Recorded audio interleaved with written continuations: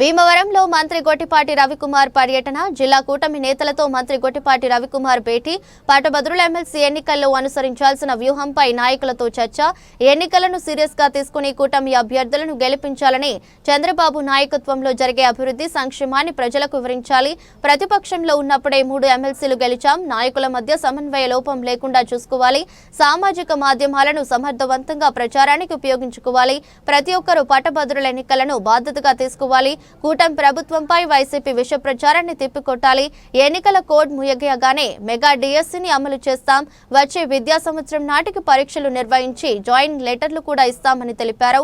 మహిళలకు ఉచిత బస్సు పథకాన్ని కూడా అమల్లోకి తెస్తామని మంత్రి గొట్టిపాటి రవికుమార్ తెలిపారు. కోఆర్డినేషన్ మీటింగ్ పెట్టుకున్నాం. రాజశేఖర్ గారు గెలుపుకి మన కూటమి అభ్యర్థి రాజశేఖర్ గారి గెలుపు కోసం ఇవాళ మీటింగ్ పెట్టుకున్నాం. విషయాలన్నీ కూడా మాట్లాడుకున్నాం. కూలంకషంగా ఎక్కడెక్కడికి వెళ్ళాలి, గ్రౌండ్ లెవెల్కి వెళ్ళి అందరం కూడా కలిసికట్టుగా పనిచేసి కూటమి అభ్యర్థిని గెలిపిస్తాం. మరి ఖచ్చితంగా గెలిపించేదాన్ని ప్రయత్నం చేస్తాం. ఖచ్చితంగా గెలుస్తున్నాడు. ఇంకా మిగతా వచ్చేసరికి మేము 7 నెలల్లో ఏమేం చేసాం, పార్టీ అధికారంలోకి వచ్చిన తర్వాత కూడా అది కూడా ప్రజల్లో తీసుకెళ్ళాలి. ముఖ్యంగా పెన్షన్స్ ఇవ్వడంలో కానీ చాలా పెద్ద ఎత్తున పెన్షన్స్ పెంచాం. దేశంలో ఎవరు ఇవ్వలేనన్ని పెన్షన్స్, అంత ఖర్చు ఎక్కువ పెడతా ఉన్నాం. రోడ్లు బాగు చేపించేస్తున్నాం. పక్కన అన్నా క్యాంటీన్లు ఓపెన్ చేసాం. మిగతా అన్ని కూడా ఏదైతే ఎలక్షన్ హామీలు ఇచ్చిన గ్యాస్ సిలిండర్లు, ఇంటికి 3 గ్యాస్ సిలిండర్లు ఇస్తామని చెప్పాం, అది కూడా చేస్తా ఉన్నాం. అన్ని కూడా ఏదైతే ఆ రోజు హామీలు ఇచ్చామో ప్రభుత్వం అధికారంలోకి వచ్చిందో ఉదాహరణ తర్వాత ఒకటి ఖచ్చితంగా చేస్తాం. జగన్మోహన్ రెడ్డి మాటలు నమ్మొద్దు. చెడు ప్రచారాన్ని ప్రజల్లో తీసుకెళ్లాలని చూస్తున్నాడు. గడిచిన 5 సంవత్సరాలు ఒక్కసారి అవకాశం ఇస్తే దాదాపు 20 సంవత్సరాలు రాష్ట్రానికి వెనక్కి తీసుకెళ్లిన సంగతి మనందరూ తెలిసిందే. ఈ ప్రాంతంలోనే పోలవరం ప్రాజెక్టుని ఏ విధంగా 70% పూర్తయిన పోలవరం ప్రాజెక్టుని ఏ విధంగా సర్వనాశనం చేశాడో మనందరికీ తెలిసిందే. అదే కనుక ఈ ప్రాజెక్ట్ పూర్తయి ఉంటే కనుక ఈ ప్రాంత రైతులకి నీళ్లు అందించడమే కాదు, దాదాపు 1000 మెగావాట్ల కరెంటు ఉత్పత్తి అయ్యేది ఈ ప్రాజెక్ట్ నుంచి.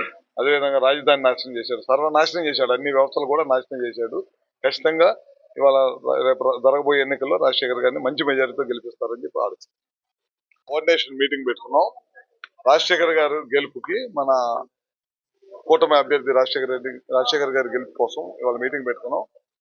విషయాలన్నీ కూడా మాట్లాడుకున్నాం. కూలంకషంగా ఎక్కడెక్కడికి వెళ్ళాలి, గ్రౌండ్ లెవెల్కి వెళ్ళి అందరం కూడా కలిసికట్టుగా పనిచేసి కూటమి అభ్యర్థిని గెలిపిస్తాం. మరి ఖచ్చితంగా గెలిపించేదాన్ని ప్రయత్నం చేస్తాం. ఖచ్చితంగా గెలుస్తున్నాడు.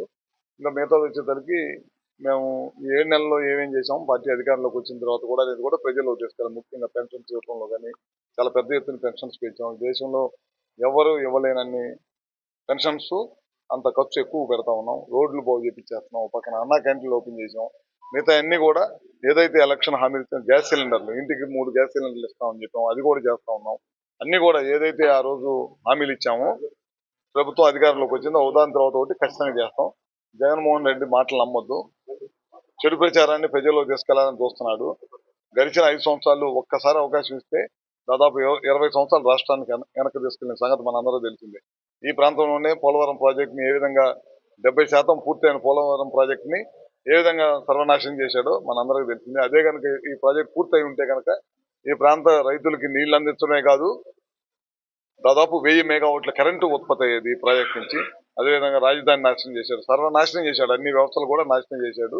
ఖచ్చితంగా ఇవాళ రేపు జరగబోయే ఎన్నికల్లో రాజశేఖర్ గారిని మంచి మెజారిటీతో గెలిపిస్తారని చెప్పి ఆలోచిస్తాం.